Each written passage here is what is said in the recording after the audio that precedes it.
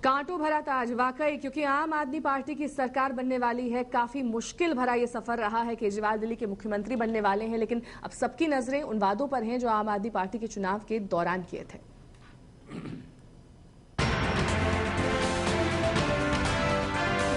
सरकार बनाने के हसीन सपने देख रही आपका सत्ता संभालते ही कड़वी सच्चाई से सामना होगा। तब शुरू होगा केजरीवाल का असली इम्तिहान।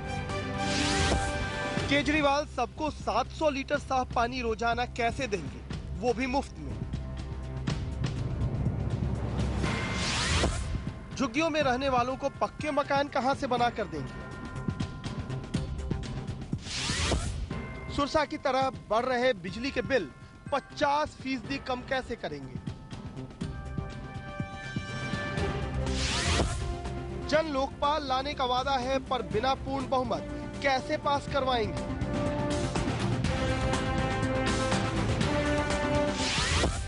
दिल्ली को पूर्ण राज्य का दर्जा कैसे दिलवाएंगे, जब शीला दीक्षित केंद्र में कांग्रेस की सरकार रहते हुए इसे नहीं करवा पाई, तो केजरीवाल कैसे करवा पाएंगे। ऐसे तमाम वादे हैं जिन्हें सरकार बनाने के बाद केजरीवाल को पूरा करना है।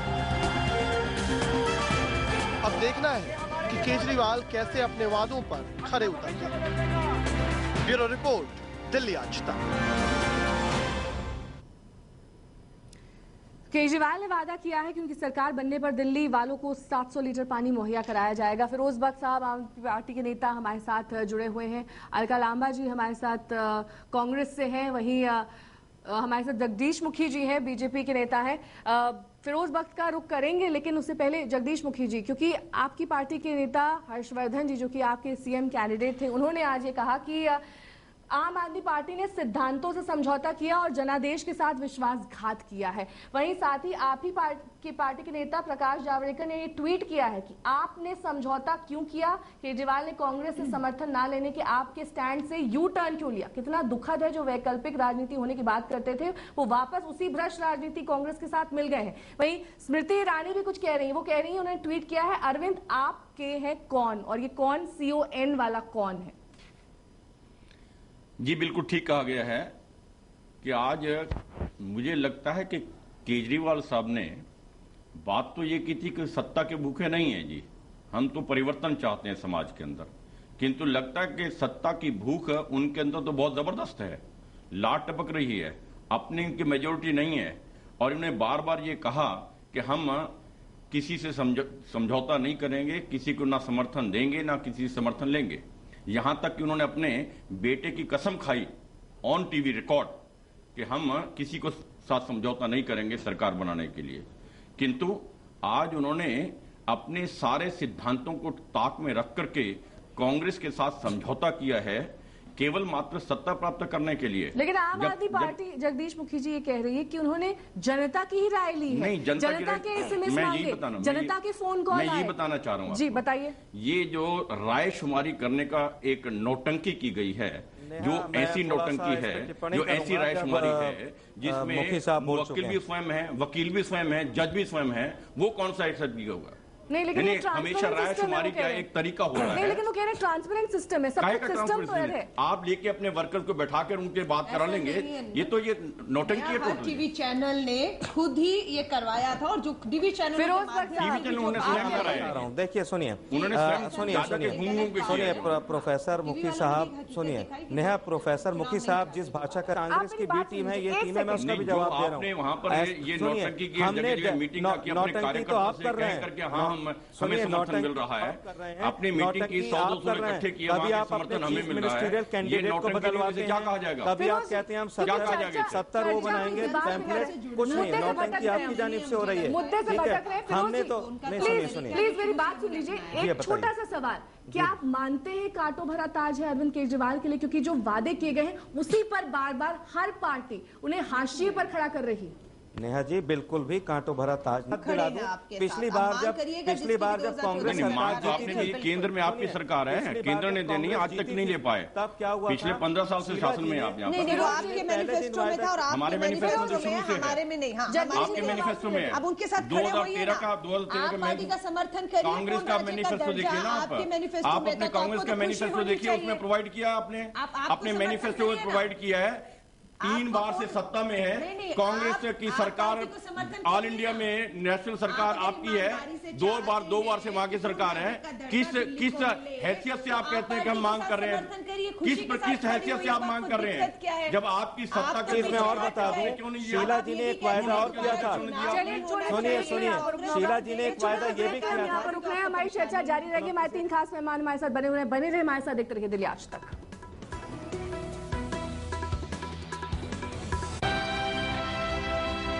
नहीं कर रहा हूँ, जमीन की सच्चाई मैं कह रहा हूँ। 710 लीटर पानी देंगे। और एक चीज इसमें शर्त और है, अगर कोई परिवार 700 लीटर पानी इस्तेमाल करता है, पानी मुफ्त होगा। लेकिन 701 लीटर आ गया उसके मीटर में, तो उसको पूरा 701 लीटर या 800, 900, 1000 लीटर का उसको बिल देना पड़ेगा। ये शर्त है। आपकी प्रतिक्रिया?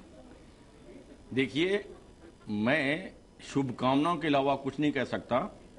बहुत बहुत शुक्रिया आपके सामने है कि आप सत्ता में आ रहे हैं, कांग्रेस का समर्थन है, और आप कोशिश कीजिएगा और अपने इस वादे को पूरा कीजिएगा। लेकिन जगदीश जी, ये तभी तो इस डेडलॉक को तोड़ा है, जिस पर ये जो से कांग्रेस को घेरा था जी, ये एक ऐसा मुद्दा है। सरकार बनाई अरविंद ने। एक मिनट फिरोज बख्श जी, मुझे सवाल पूरा कर लेने दीजिए। ये एक ऐसा मुद्दा है जिस पर इन्होंने कहा था कि टैंकर माफिया बीजेपी और कांग्रेस की साठगांठ के साथ चलता है। ठीक है, टैंकर माफिया बीजेपी का क्या लेना देना होगा? रूलिंग पार्टी का ही केजरीवाल ने बोला है, क्योंकि ये आज भटक गए हैं, सिवाय एलिगेशन कुछ नहीं कर सकते। ये लगाने दीजिए, किंतु आज सत्ता में आ गए हैं ना, सत्ता में आ गए हैं, चुनौती है, करके दें।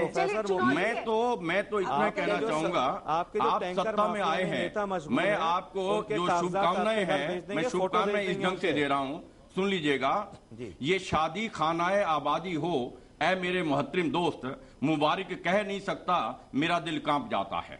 जिस प्रकार से आपने समझौते किए हैं, उसको देख करके मुबारक देने में किसी तरह का कोई कंप्रोमाइज हम दोनों ने नहीं किया है। जो जनता के हित की बात थी कि सरकार बननी चाहिए, क्योंकि आप एक लाइन में पीछे हट गए थे और हमारे पास 8 नंबर डर के बांटने की बात नहीं है। हमने कहा हम खरीदो फरोख्त नहीं करेंगे, हम आम आदमी पार्टी का मैं जवाब देता हूं लाइन में। हमारे पास प्रोफेसर मुखी, प्रोफेसर मुखी राजनीति नहीं करेंगे, खरीदो फरोख्त नहीं करेंगे। प्रजातंत्र के अंदर हेड काउंट होता है, हमारा नंबर पूरा नहीं है, इसलिए हमने कहा कि हम अपोजिशन के अंदर बैठेंगे। हमारे समर्थन का सवाल ही नहीं उठता। 15 सालों का आपका अनुभव है, वक्त एक ब्रेक का डर के मानने वाले हमारे समर्थन नहीं है। आपका 15 साल का अनुभव अच्छा है। आम आदमी पार्टी के लिए ठीक है, हमें अपोजिशन में बैठाया, हम अपोजिशन में बैठ रहे हैं, किंतु हम खरीदो फरोख्त नहीं करेंगे, हम जोड़ तोड़ नहीं करेंगे, अपने सिद्धांतों को आपकी तरह से ताक में नहीं रखेंगे। मौका कम से कम फिरोज बख्श साहब, अब आप ये तो मानेंगे कि यहाँ पर काफी सभ्य भाषा का इस्तेमाल जगदीश मुखी जी ने ब्रेक पर जाने से पहले जाते जाते किया, क्योंकि जब वो शुरू में आए थे तो उन्होंने ये कहा था कि अरविंद केजरीवाल की लार टपक रही है सत्ता के लिए। बहरहाल वक्त एक छोटा सी ब्रेक का हो चला है, फौरन होंगे हाजिर, बने रहिए हमारे साथ, देखते रहिए दिल्ली आज तक।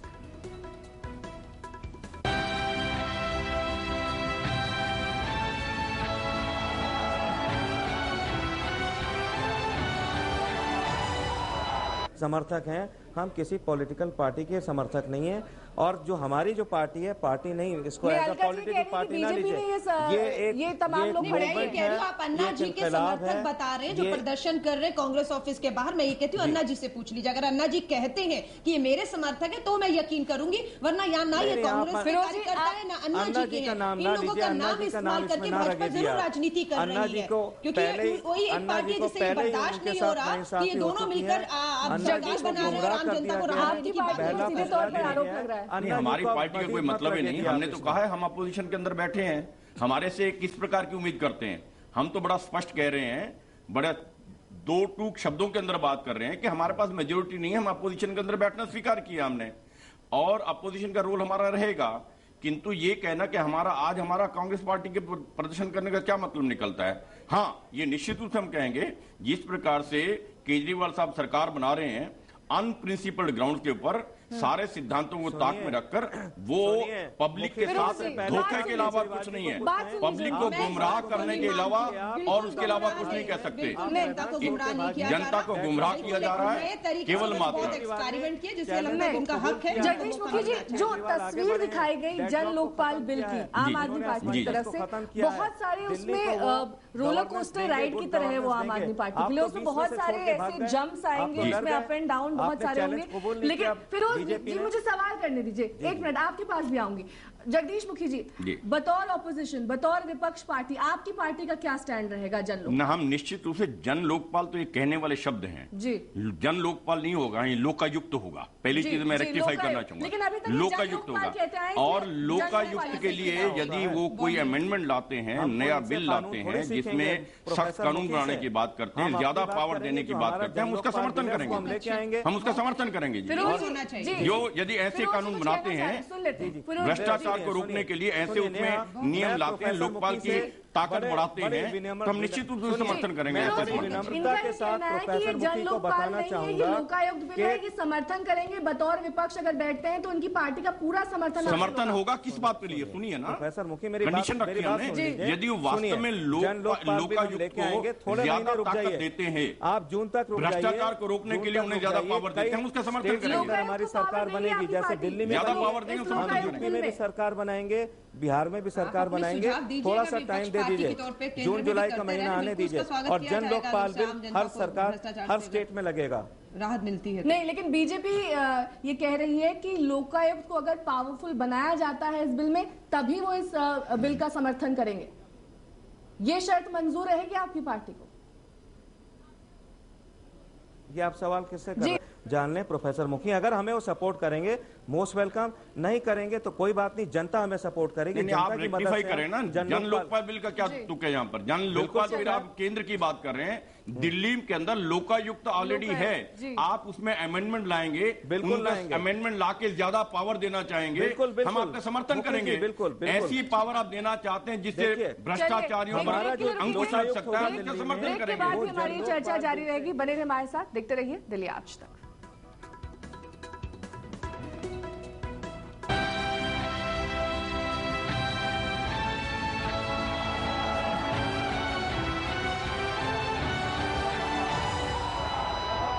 हमारा ना कोई मंत्री बनेगा, ना कुछ, लेकिन बाहर से जब भी कुछ विधेयक लाया जाएगा, भी वाजिब है, हम लोग जो है उनके साथ खड़े रहेंगे। और बहुत से बातों पे तो मुखी जी भी बोल रहे हैं कि अब बहुत ज्यादा स्ट्रांग अगर भ्रष्टाचार के खिलाफ लाते हैं आप, तो ये भी आपके साथ खड़े। तो मुझे लगता है डर छोड़ देना चाहिए, कांग्रेस आपके साथ खड़ी है, आपके मुद्दों के साथ मैं कहूंगी खड़ी है, और अब तो बीजेपी धीरे धीरे आती हुई दिख रही है। अपोजिशन तो हमेशा, मैं बताता हूं, क्योंकि बतौर ऑपोजिशन आपकी क्या भूमिका? उनको जो ये है वो है कांग्रेस का इतिहास देखने वाला है। जब इस प्रकार से आउटसाइड समर्थन दिया इन्होंने, जब इनको मौका लगा नीचे से खींच लिए, तख्ता खींच लिया इन्होंने। इस बात का उनको डर है, हमें हमारे से डर नहीं है इनको, हम तो बड़ा स्पष्ट है पोजीशन में, हमें क्या डर है जी? हम उसमें नहीं जाते, चलिए छोड़िए। चलते चलते आप सिर्फ ये बता दीजिए, क्योंकि आप सरकार का गठन बहुत नजदीक है और आप विपक्ष में बैठने वाले हैं, ऐसे में आपकी सरकार की क्या भूमिका रहेगी? क्या आप नीति और मुद्दों पर कहीं भी किसी भी तरह से समझौता, क्योंकि आप ही की पार्टी के कई नेताओं ने कहा था कि हम दोबारा चुनाव नहीं चाहते, ऐसे में अगर गठबंधन टूटता है तो आपकी पार्टी को भी तो थोड़ा तकलीफ होनी चाहिए। मैं बड़ा स्पष्ट बतला रहा हूँ, टूटने ना टूटने ये तो इनकी आपसी बात है, इनके आपसी समझौते हैं, उनकी मैं बात नहीं कर रहा हूँ। मैं तो ये कह रहा हूँ हम एक कंस्ट्रक्टिव अपोजिशन का काम करेंगे, ऐसे काम जो ये जनहित के लिए लाएंगे उसमें हमारा समर्थन रहेगा। चलिए, बहुत अच्छी बात है। आप दोनों का बहुत बहुत शुक्रिया, जगदीश मुखी जी और अलका लांबा जी, हमारे साथ इस चर्चा में शामिल होने के लिए। बाकी सारी खबरों के लिए आप बने रहिए हमारे साथ, देखते रहिए दिल्ली आज तक।